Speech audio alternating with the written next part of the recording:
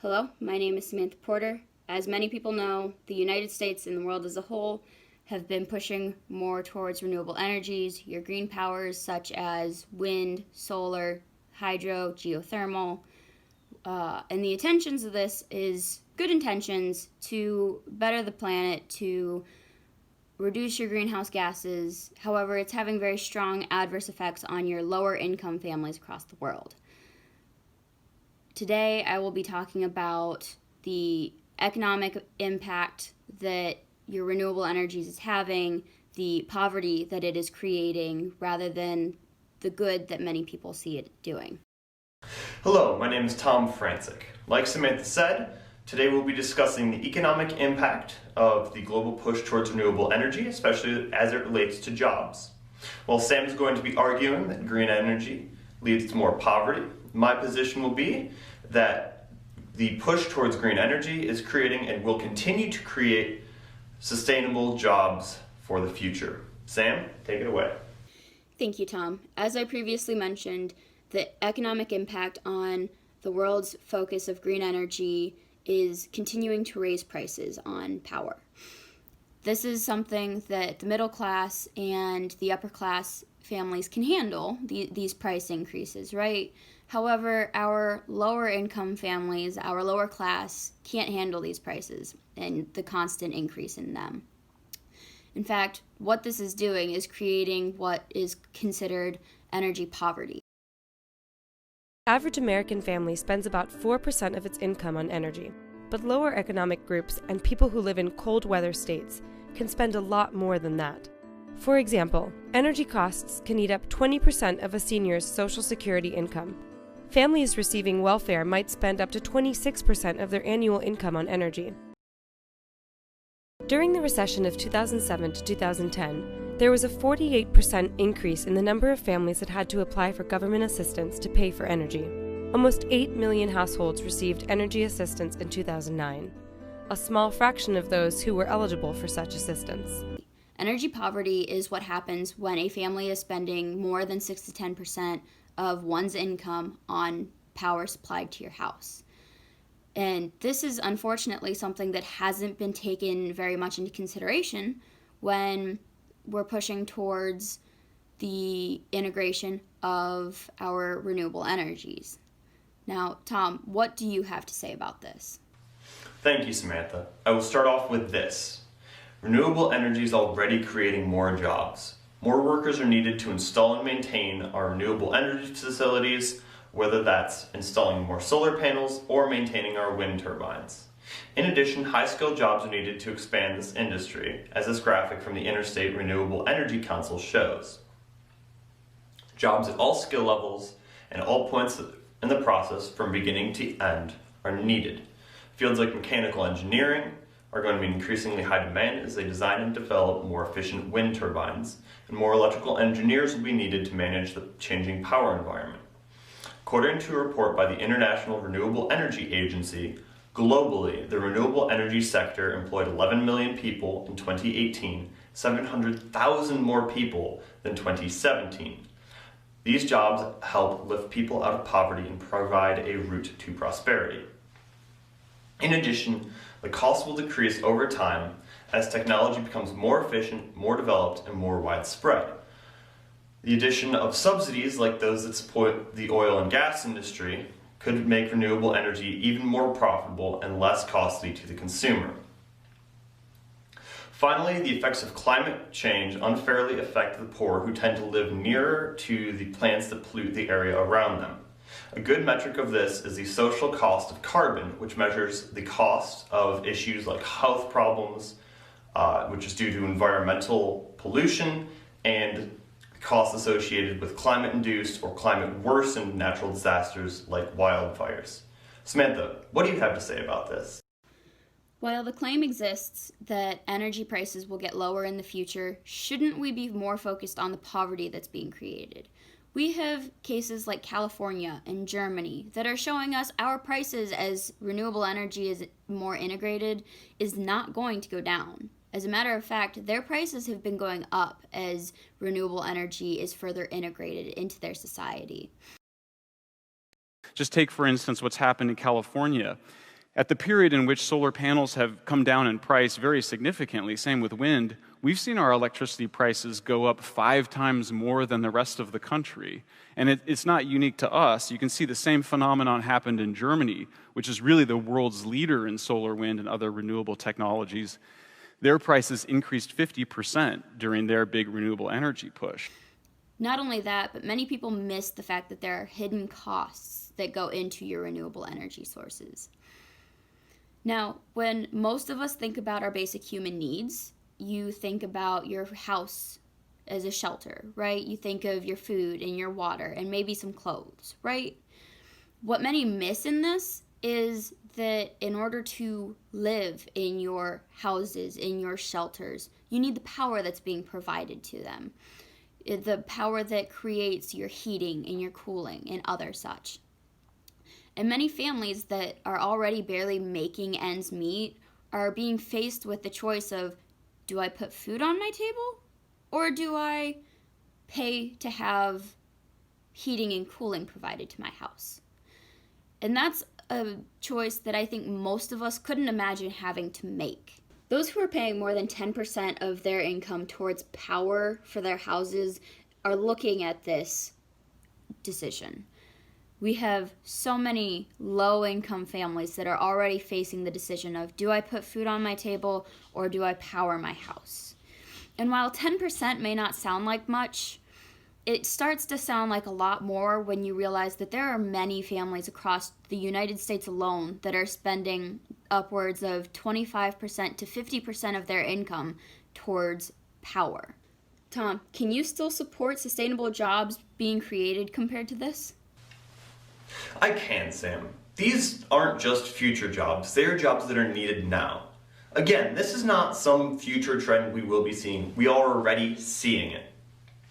According to a report by the Federal Bureau of Labor Statistics, green energy jobs are in increasingly high demand and are some of the highest paid jobs in the report. Like I said earlier, these jobs can help lift people out of poverty, so any additional costs, which again will be decreasing over time, will be more than manageable. If we were to stop spending money on subsidies to the fossil fuel industry, and instead were to spend them on subsidizing renewable energy, these concerns would not be as severe if they remained at all. And on to your other point. We need to act quickly on climate change in order to avoid the 1.5 to 2 degrees Celsius jump in average global temperature that most climate scientists agree would be disastrous.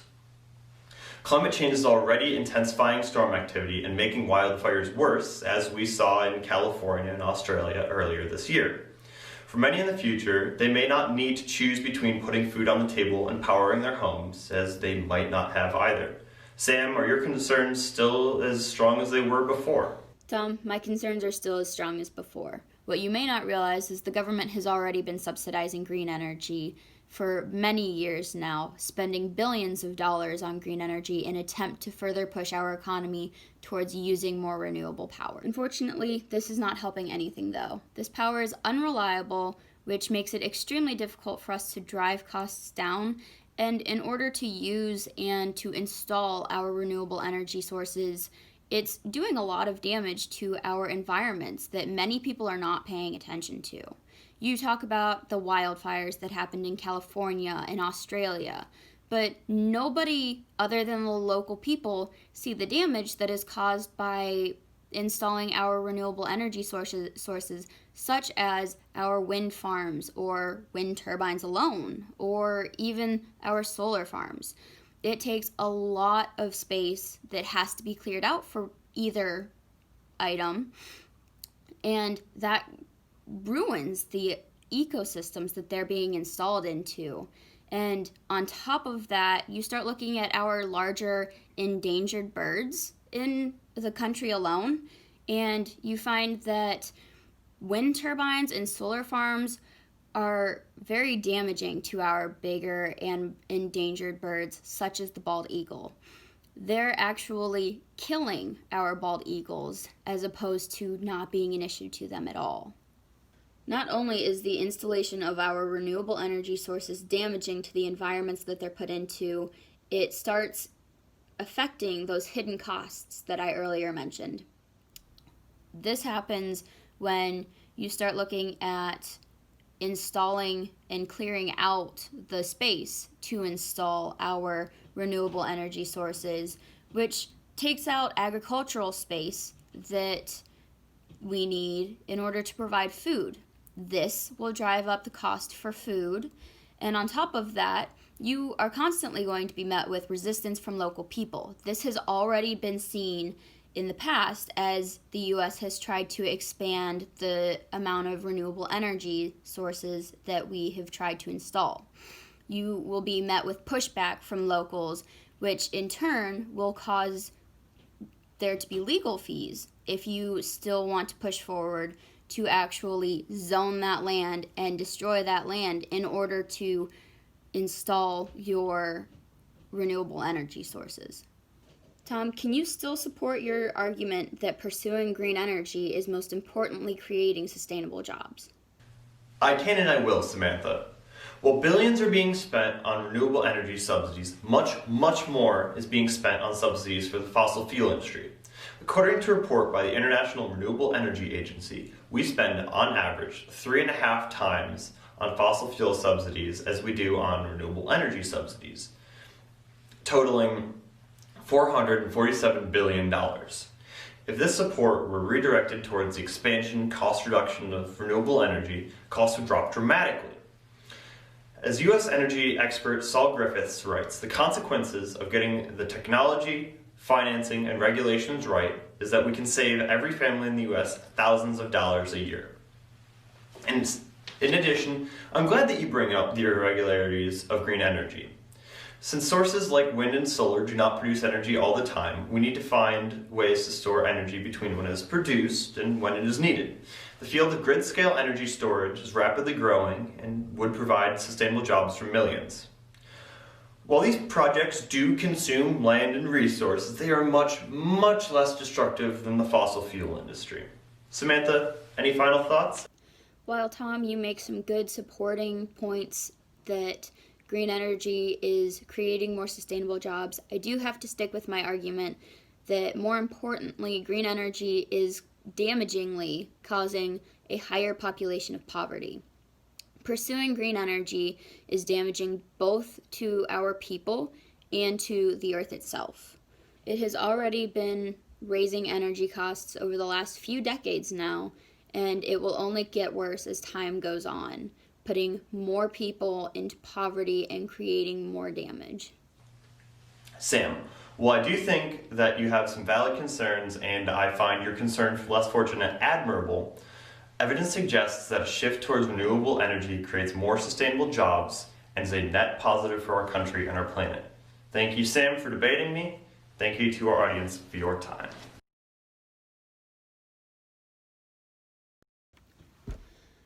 Not only is the installation of renewable energy sources damaging to the Take one. Hello, my name is Tom Francic. Like Samantha said, today we'll be discussing the economic impact of the global push towards renewable energy, especially as it relates to jobs. Sam will be taking the position that the global push will lead to more, Unfortunately, this is not helping anything, though. This power is unreliable, which will make it extremely difficult for us to cost drives down. Yes. For poverty, I'm going to be taking the position that Tom, my concerns are still as strong as before. What you may not realize is that the government has already been subsidizing green energy. Can I? No. From the Interstate Renewable Energy Council says.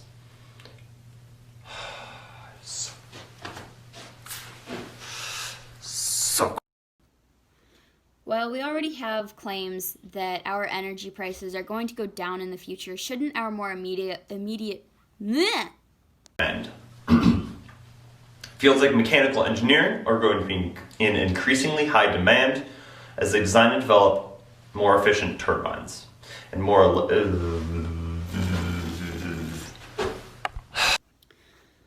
While the claim that energy prices will get shows. Jobs at all skill levels and points of the process are needed, whether that's the beginning or the end.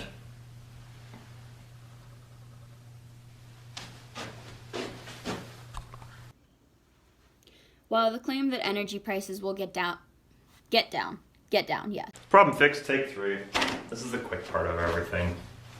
Point 3, take 3. Yeah.